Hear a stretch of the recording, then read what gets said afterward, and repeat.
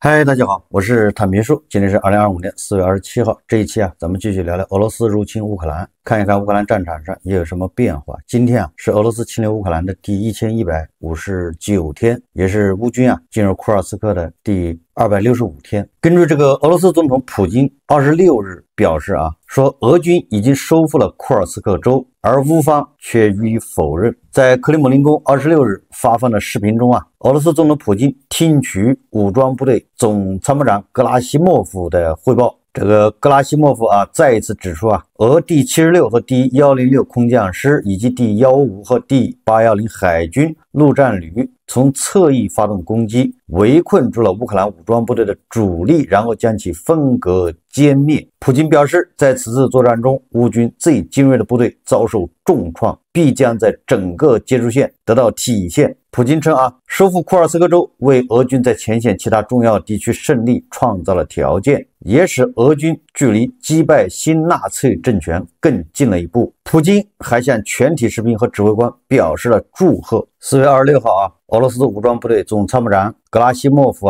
宣布，俄罗斯库尔斯克地区最后一个定居点被俄罗斯武装部队解放。格拉西莫夫说今天库尔斯克地区最后一个定居点格尔纳尔村从乌克兰军队手中解放出来。这个格拉西莫夫向普京汇报库尔斯克地区全面解放上一次他向普京汇报就是那个复活节停火99.5% 的库尔斯克备战领土已经解放。那么一个星期以后格拉西莫夫再次向普京汇报已经完全收复库尔斯克地区。最重要的是这一次俄罗斯人官方承认，毫不避讳了以前都是避讳避而不谈，现在是俄罗斯官方承认朝鲜军队参战。格拉西莫夫证实了朝鲜人参战我们的朝鲜朋友帮助我们收复了库尔斯克。格拉西莫夫称朝鲜军队在库尔斯克地区与俄罗斯战士并肩作战，表现出了坚韧和英勇。在库尔斯克地区，乌克兰武装部队有超过 7.6 万名士兵伤亡。库尔斯克地区已解放的区域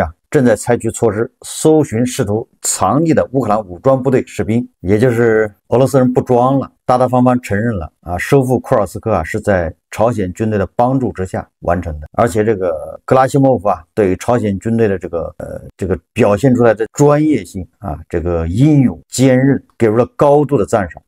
那意思就是朝鲜军队这个油锤灌顶胸口碎大石，单手劈砖这些都不是白练的，作为耗材非常合格，充分的发挥了不怕牺牲敢于牺牲敢于拼搏的这种对吧？这个肉身担子弹比这个车臣的抖音部队不知道高到哪儿去了。乌克兰的军方表示俄方声称已结束库尔斯克地区的行动，这一说法不实，那就是乌克兰方面坚决否认。4月26号，俄罗斯外交部官方代表扎哈罗娃表示俄罗斯不会忘记朝鲜民主主义人民共和国军队在俄罗斯武装部队从乌克兰武装力量手中解放库尔斯克地区过程中提供的援助。他在其社交频道上发表了上述言论。扎哈罗娃强调我们永远不会忘记我们的朋友。乌克兰方面总参谋部说乌军继续在库尔斯克地区伏击阻击俄军。乌方还称，俄方关于乌克兰军队失败的言论只不过是宣传伎俩，作战形势很难，但我们的部队继续坚守阵地。希尔斯基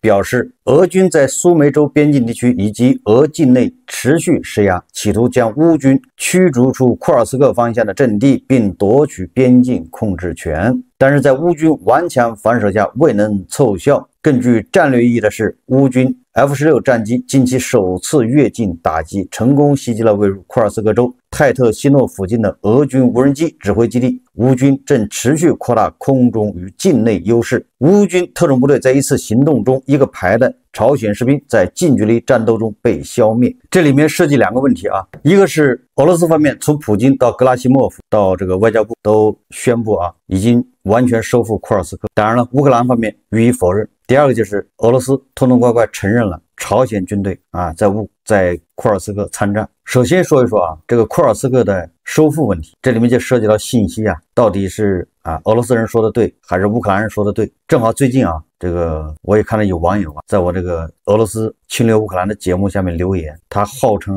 他声称他是这个老粉丝，声称自己是支持乌克兰的。然后呢他又说如何甄别双方释放的这些信息，关于战场上啊伤亡情况，到底谁占优势，就这种智商啊，就是最好不要来看我的节目，没必要看。你还坚持看了3年，那让我觉得心痛啊，对吧？你这耽误3年时间，你一天20分钟，这多少个20分钟，有什么必要呢？如果你说你偶尔路过看了，我也觉得无所谓，毕竟没有浪费你太多时间嘛。就你这种智商，不适合看这种节目。你纠结于啊战场上谁说的对，谁说的错，谁是宣传的啊，谁这个死的人多，到底说的对，到底说的是错的？你就连普京都搞不清他们死了多少人啊，就连普京都不知道他前线到底什么情况。你要求啊坐在互联网电脑前面的人知道前线怎么样，你不是脑子里有屎吗？你这天天吃屎才会这样呢？你有一天不吃的不至于这样的，对吧？你就问泽连斯基，你说乌克兰死了多少人，他搞得清楚吗？你就问最前线的人，他又能说得清楚？他就知道他身边发生的死了几个人，对吧？你说你支持乌克兰，你又纠结于这些数字，这些数字有什么意义呢？就是说你要想绝对搞清楚，谁能搞得清楚啊？你告诉我谁能搞得清楚？普京吗？特朗普吗？泽连斯基吗？谢尔斯基、格拉西莫夫，还是在前线作战的那些黄俄，谁能说得清楚啊？普京多次宣称啊，在库尔斯克包围了成建制包围乌军士兵，有的时候是1万，有的时候是6000，对吧？在这个金砖国家峰会上当着那么多领导人面宣布，然后跟那个特朗普一唱一和的说这个在库尔斯克又包围了多少乌军，缴枪不杀。特朗普还配合是吧？呼吁普京啊给他们一条生路。你觉得这是真的还是假的呢？你纠结于这东西真的假的有什么意义？格拉西莫夫在去年2024年8月6号，乌军突破库尔斯克防线，进入库尔斯克的时候，格拉西莫夫就说了，这是一小股乌军部队已经被打回去了。结果过了半年，他还在这说啊，已经收复了库尔斯克。你说格拉西莫夫说的对吗？你纠结于这些有什么意义呢？就你这个脑子不适合看这样的节目。咱们的抗日战争打了8年，你前面再算上14年，还可以算得更多。这么多年，我们打了几场胜仗，到现在为止都是各说各的话，对吧？咱们有什么淞沪会战、台儿庄战役，这个战役那个战役，但是你要去日本那边看，咱们到底杀了多少日本鬼子？就这个战都打完80年了，都是各说各的话，你能搞得清楚到底杀了多少日本人吗？那你能因为这个你否认中国的抗日吗？你能否认抗日取得胜利了吗？这都是什么脑子啊？乌克兰人正在反抗俄罗斯的侵略，正在反抗这野蛮，出于对俄罗斯反抗，对吧？对野蛮斗争的需要，他的一些说法有出入，也是可以理解。那俄罗斯呢，为了干扰视线，为了进行信息污染，对吧？他造谣，他释放假消息也非常正常。我们说这个绍伊古诚实，对吧？你纠结于一个谁也不知道的东西有什么意义呢？我们只能看主流，对吧？看是不是几十个国家在支持乌克兰，看乌克兰人的斗争的气势，对吧？他们顽强抵抗俄罗斯侵略的这种态度和立场，他们是不是抵抗到底？不是看他一时，对吧？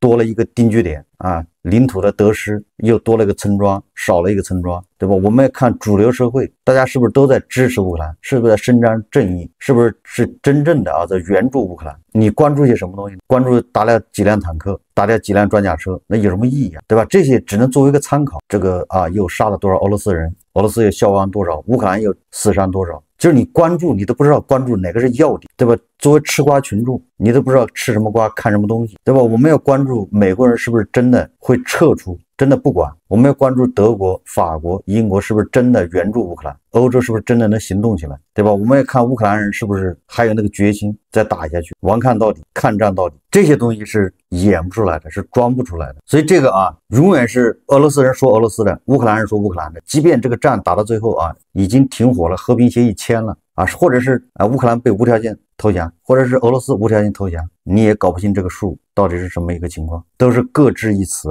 啊。就像现在抗日啊，已经胜利了80多年了，你从大陆，你从斯里兰卡，你从日本，你从这3方看的数字都不一样，然后你再去美国去看看那个数字又不一样，那你是不是就不活了？你是不是在纠结啊？那是不是你还得否认这个抗日胜利了？大屠杀的数字说得清吗？这是第一个啊，就是说战场的这个形势啊，战场这么一个情况，到底死了多少人，这些东西你就参考一下，大概知道怎么回事就完了啊。即便乌克兰人真的从库尔斯克撤了，又能怎么样？说不定他什么时候啊时机成熟，他也打回去了。反过来说啊，就是乌克兰人现在在库尔斯克又能怎么样？这是一个事啊。第二个就是为什么俄罗斯人现在不装了，承认，对吧？朝鲜派部队在库尔斯克作战。首先一个，我们看到朝鲜没表态，你朝鲜还没有承认，所以这个我个人分析啊，这个俄罗斯人就是坏就坏在这儿，你官方承认和你不承认这是两个事情。虽然朝鲜派了部队在库尔斯克作战，但是这跟你官方承认是两码事。那俄罗斯人为什么现在大大方方承认了呢？我在想啊，因为可能马上要停火了，俄罗斯需要垫背的，需要朝鲜替他垫背。现在朝鲜相当于被他推出来了，对吧？你看他们就参战了，你们还能怎么着？还能咬我是吗？你敢咬朝鲜吗？朝鲜他参战了，你们怎么处理啊？不就这意思吗？这就是挑衅国际社会啊，就打国际社会的脸，尤其是打欧洲的脸。就是你们那些人天天自己开会，对吧？我说让你不要到乌克兰，你们就不敢派部队到乌克兰。这边你看看朝鲜，对吧？都派部队来，我都承认了，你们能怎么着？这不就是公然的羞辱这个美西方吗？对，不承认这是不一样的。我坚决不承认，我偷了东西我不承认。但是他现在承认偷了，他甚至他承认不是偷，是抢了，你能怎么样？所以啊，这个俄罗斯人这个时候承认啊，金家军参战，某种程度上就是把金家军推出去，吸引这个国际社会的火力。这个司令官啊，恐怕是一肚子气啊，就这么就被人卖了。司令官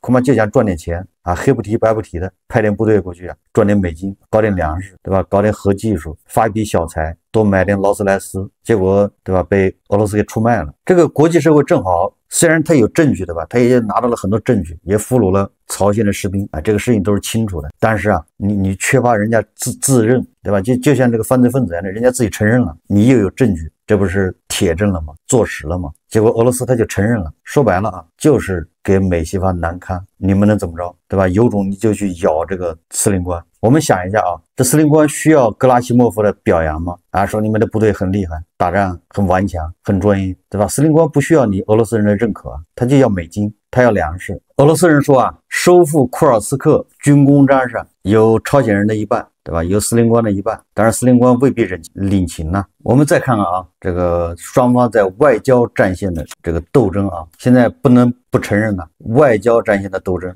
要比这个战场上还要激烈。首先是这个英国啊，将从新西兰一家公司购买价值约4000万美元的无人机来支持乌军。丹麦新拨款3.17亿丹麦克朗，用于为乌克兰购买炮弹。挪威在美国白宫表示，他们已将对乌克兰的军事支持增加2倍，并将拨款约80亿美元用于加强乌克兰。我们赞扬美国努力寻求谈判解决方案，但同时我们必须继续支持乌克兰。我们有责任确保乌克兰民主的未来，而他们所拥有的最佳安全保障就是拥有自卫能力。我们正在为此进行投资。这个挪威啊，它还不是欧盟国家，应该它不属于欧盟。你看，人家也要援助乌克兰80亿美元。今天啊，最重要的新闻恐怕就是特朗普和泽连斯基在罗马的这个会晤啊。当地时间4月26日上午10时啊，乌克兰总统泽连斯基抵达教皇方济各葬礼现场。泽连斯基啊，在这个葬礼现场受到了英雄般的欢迎啊。欧洲人呢，把泽连斯基、把乌克兰人当作英雄。泽连斯基在他的社交媒体上说啊，他与美国总统特朗普在梵蒂冈的会晤可能具有历史意义，也就是他们在梵蒂冈就在那个大教堂里面，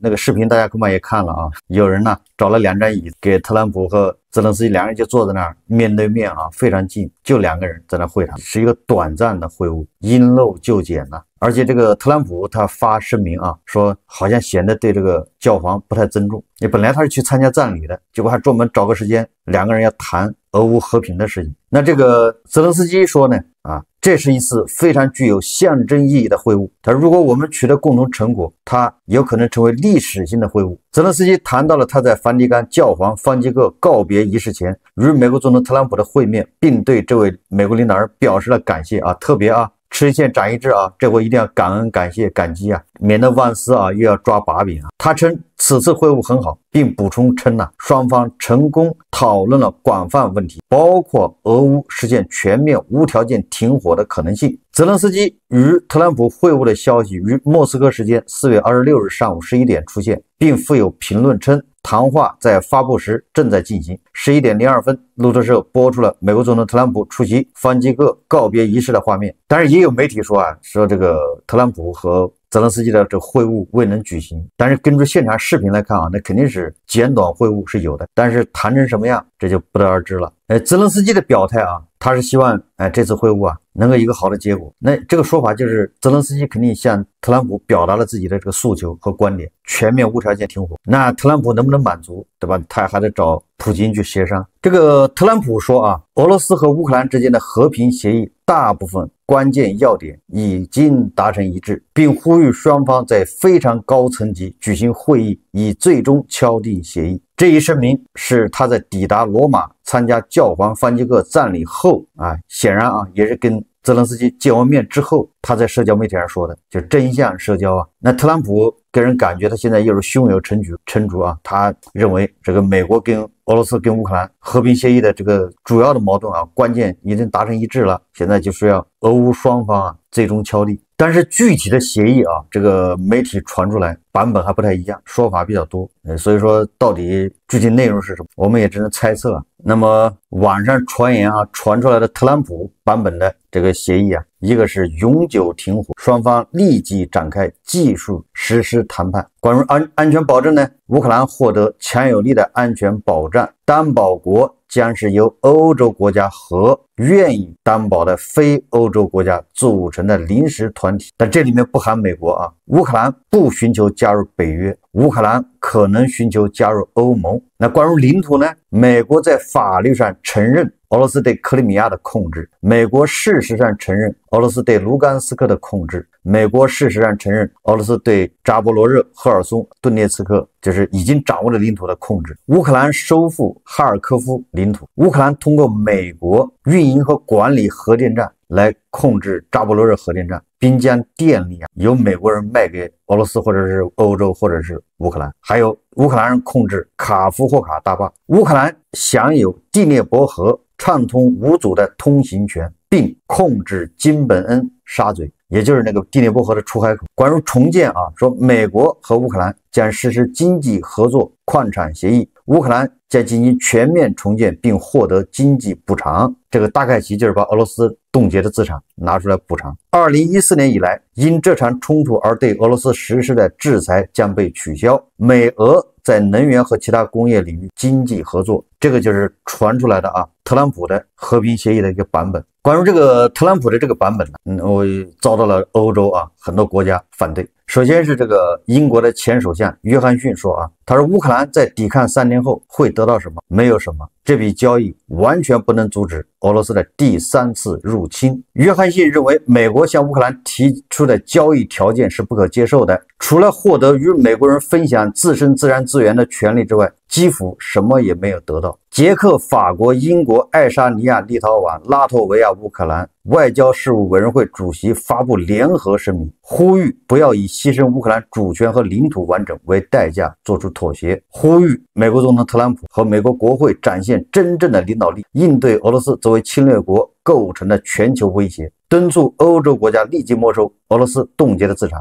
并以其支持乌克兰。外交委员会主席呼吁美国和其他北约成员国立即邀请乌克兰加入北约，并鼓励欧盟成员国加快乌克兰加入欧盟的进程。美国媒体说欧洲已通知特朗普方面，欧洲各国政府不可能承认克里米亚属于俄罗斯。那么根据这个路透社报道乌克兰方面提交给欧洲和美国的这个正式和平建议第一个是海陆空全面停火，停火在美国领导下进行国际监督，停火后俄乌美欧4方立即开始谈判俄罗斯无条件遣返所有的乌克兰平民以及交换所有战俘，包括乌克兰儿童美国向乌克兰提供类似北约第5条的安全保障，各方认可乌克兰加入北约尚未形成共识，乌克兰军队不接受任何规模和能力上的限制，欧洲和非欧洲国家组成维和部队入驻乌克兰，乌克兰寻求加入欧盟。全面停火后可以讨论领土问题，任何领土谈判以当前控制线为基础展开，美国和乌克兰共同控制扎波罗热核电站和卡夫霍卡大坝，乌克兰享有第聂伯河航道和金本恩沙嘴的控制权，美乌签署矿产合作协议，乌克兰可以利用俄罗斯主权资产进行战后重建和战争补偿。实现和平以后，美国逐步放松对俄制裁，和平破裂则恢复制裁。乌克兰提供的这个和平建议跟特朗普的和平建议好像有不小的出入，但是不要紧，双方很有可能马上就要进行和谈。为什么呢？首先我们看这个马克龙怎么说的因为在这个梵蒂冈泽连斯基和特朗普会面的时候，马克龙就在附近马克龙还跟特朗普和泽连斯基进行了交谈。法国总统马克龙当地时间4月26日发文称，他在罗马与乌克兰总统泽连斯基举行了会谈，双方交流非常积极。马克龙表示他与美国前总统特朗普共同目标，即结束乌克兰冲突。马克龙透露泽连斯基重申乌克兰已准备好实现无条件停火，并希望与美国及欧洲各国合作推动这一进程。他还表示，法国将继续在今年3月与巴黎启动的志愿者联盟框架下努力，争取实现停火，并最终达成全面持久的和平协议。马克龙作为当时的见证人他出来说这样的话，那就说明他比较乐观，认为马上就要停火了。至少这个泽连斯基和特朗普也很有可能达成了某种共识。这是第一个。第二个就是俄罗斯总统普京突然宣布，这个央视报道总台记者当地时间4月26日获悉，俄罗斯总统新闻秘书佩斯科夫表示普京与美国中东问题特使维特科夫会晤时确认，俄罗斯愿意没有先决条件的与乌克兰进行谈判。这个当地时间25号这普京在克里姆林宫第4次会见特朗普的中东问题特使维特科夫。这个从这个传出来的画面看普京是春风得意满面笑容。然后普京宣布没有任何先决条件的要跟乌克兰进行谈判，那就是停火是不是说维特科夫完全满足普京的这个条件这都有可能也就是或者是特朗普提的这一条件对普京非常有利，我们不能排除这种可能现在至少有一条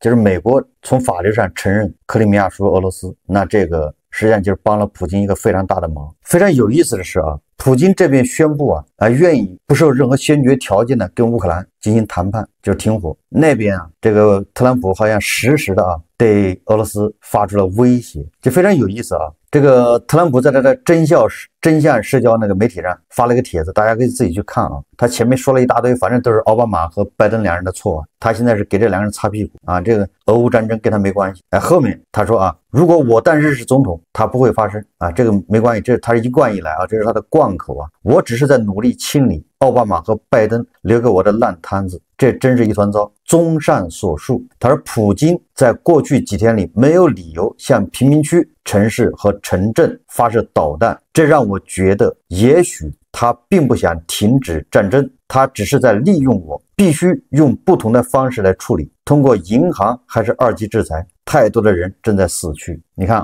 就是特朗普又在他的社交媒体上好像给普京施压，恐吓他说你不想停火你拿导弹炸这个乌克兰的基辅，造成了平民伤亡，你是不是想利用我，对吧？你在这儿浑水摸鱼，我要制裁你。那边普京说我现在同意这个不设任何先决条件的进行谈判。你看这俩人一唱一和的互相给面，你给人感觉是在唱双簧所以综合种种这个信息我觉得俄乌双方的和谈马上就要到来。但是这个和谈那是各取所需，和谈不代表结束了，不代表按揭释了，和谈只是双方的一个中场休息。乌克兰为什么愿意和谈呢？很显然目前的形势对乌克兰非常不利，就是因为美国现在这个态度，特朗普是执意要停火，不再援助，而欧洲呢显然还没做好准备，欧洲一直在开会，议而不决，对吧？欧洲要转向也不是那么一句话的事，这个大家都理，所以欧洲它需要时间准备，它即便3年以后5年以后准备好了，那它现在也要时间。即便欧洲能够成功的